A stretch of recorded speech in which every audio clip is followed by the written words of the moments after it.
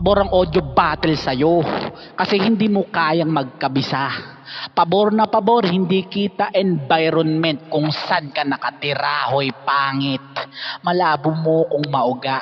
Hindi ka makapagbid ba't hindi ba? Kita naman sa muka, sana kahit sa audio films magka-chance ka sa akin. Galingan mo mag-wordplay. Cut words, baka sakaling pala rin. Gusto ko mag-champion ka para sa inyo ay hindi ka palayasin, abnoy. Sa rap type ka lang marunong pero sa ganto ang katulad mong banok, tanggal. Marunong magsulat pero bobo magtanghal. Kaya ba sa live pag hindi tropa host hindi ka makapag-commit? Wala kang bayag iyong mga sinasabi di mo mapakita ng tuwid o battle. Gusto mo to, audio battle? Grabe ka tol, pabor na pabor. Praktisan ka ng nanay mong galit na galit sa call. Praktisado ka sa inyo. Punong-puno ng kaululan. Kapag nag-aaway na magulang mo, naghahanap ka na ng pupuntahan. Tapos yung tropa mong mangmang, ang tingin sa'yo sa underground, ginto. Remind ko lang ha, boy ginto. Wala kang trabaho at palamunin ka sa inyo. Ang lakas sa battle rap. Suportado ng 5 dami account. Sa lahat ng tournament ng rap type, si Pim siguro yung kasali lahat. Tinalo ka nung boss bars. Dun pa lang panalo na ako. Minsan ka na lang mag-live, tinalo ka pa ng kilala kong pinakabobo. Yung paggamit ba ng utak sa inyo di na uuso? O wala ka pa din yan teams, kailan ba yan tutubo? 8 minutes daw para sulit. Prewag, ayaw naming makadinig ng mga barang kalibel ng freestyle ni J-Plug. Katulad mo yun, Francis. Dakilang papansin. Oo, ikaw sa atin ang may Francis pero mas makikita sa akin ng M, hindi ka matino. Beta kang lalaki.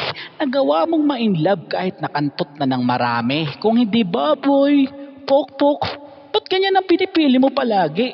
Pag sinabi kong ang pangit ng trip mo, ang tinutukoy ko babae. Ikaw ang pinaka-low life sa lahat ng kilala kong kasali. Hindi ka barako. Makiramdam ka na naman. Nananabana yung mukha mo. Umalis ka dyan sa inyo at maghanap ka ng trabaho. Batugan. Pinaligpit agad sa akin tong si Repa para mabawasan ang basura sa eksena.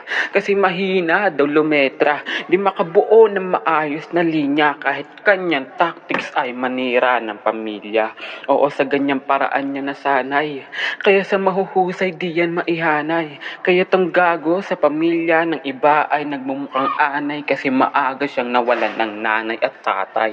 Pag yung kalaban may buo na pamilya, bitter yan si Bugok. Paano ba naman namatay na lang yung magulang mo nang di mo nabilhan ng gamot? Real talk, nasa poder ka ng tito mo na kapa mong palamunin. Sa edad mong 30 anyo sa bahay pabigat ka pa din. Di mo pa naranasan magbayad ng bills. Tamad ka kasi yung pinag-aralan sinayang ka ka cellphone IT ka pa man din. Yung naririnig mo masyado ng masakit. Sa bahatil alam mong hindi ako mabait. Pero may nalaman pa akong katotohanang masakit. Ang lakas mo magyabang, umaasa ka lang naman sa padala ng tita mong may Bombay na kabit. Tangina mo kupal. Ang manghamak ng pamilya ng iba pare, wala kang karapatan. Kung ididis mo rin pamilya ko, tol, gets ko na yan. Lahat ng sasabihin mong di maganda ay refleksyon mo lang yan. Kaya sige, laitin mo lang ako, paalam mo sa kanila ang tunay mong karanasan. O baka sabihin, imaginary ko lang yon. At ganito talaga estilo ko, parang hindi mo ko kilala. O imaginary nga, naisip mo ngayong wala ka. Kaya naglagi sa pagrarap para yung lahit sa kanya sa iba maibaling. Ang husay ng lola mo, no? Pinalaki kang sinungaling. Masakit ba yung sinasabi ko? Masyado ba akong mata pobre? Tanga, ginaganti ko lang yung mga dinamay mong pamilya na inosente. O change topic. Mapunta tayo sa karir mo. Sa video battle, tong gago nagbababad. Pansin ko rin napapadalas ang yung paghuhubad. Ano yan, Brad? Para kunyari walang sakit sa balat. Hoy boy buni, kala mo yung kadiri mong balat makakatakas para di halata yung brightness ng video tinataas. Kanyang pinipilit gawa ng paraan yung uka-uka sa kanyang mukha pag nagba-black and white effects tong si Joe para yung lubak at dark spots di halata. Hoy, anong gawin? Hoy, kahit anong gawin mo, di mo maitatago yan, chong. Pag nag-selfie ka, nagmumukha yung pamintang nakabaon. Hoy, boy version ni Betty Lapea. Kala mo makaka-onsi ka dito? Sa kagaya mong walang kwenta, di ko kailangan tumodo. Kaya kitang laitin sa paraan mo. Kaya kitang pagtripan. Hanggat gusto ko, di ba pinapakita ko lang kung gaano kadali yung estilo mo. Para sa akin yan ay basic. Mula noon hanggang ngayon, yung sulat mo pambwisit sa madaling salita. Tagal mo na sa larangan pero wala pa rin improvement. Tang ina mo, bano? So, check. Ju versus Pims. Pasensya na sa boses. Medyo may sakit lang. Pero ang boto ko dito sa laban na to si Ju. Kasi although audio battle, mas ramdam pa rin yung conviction at lakas ng delivery ni Ju kumpara kay Pims. At pagdating naman sa puntusan, tingin ko mas mahaba yung round ni Pims, pero mas maraming nasabi si Ju na on point at tumatama talaga. Unlike kay Pims na may mga ilan siyang joke saka punchline, pero kung usapan na quality, mas mabibigat pa rin yung sinabi ni Ju kumpara kay Pims. Kaya boto ko si Ju. Papa Jules ng Lyrically Passionate. Actually, ang ganda ng laban. Pareho sila nagbatuhan ng mga real talk. Although hindi naman lahat real talk yung sinabi ng bawat isa. Yung conviction, dun nagkatalo sa conviction. Mas kapani-paniwala kasi yung kay Du, gawa ng delivery niya. Kay Pims naman, okay rin siya manlait o mang insulto. Kaya lang yung delivery niya medyo nakulangan ako sa timpla. Hindi ganun ka pulido.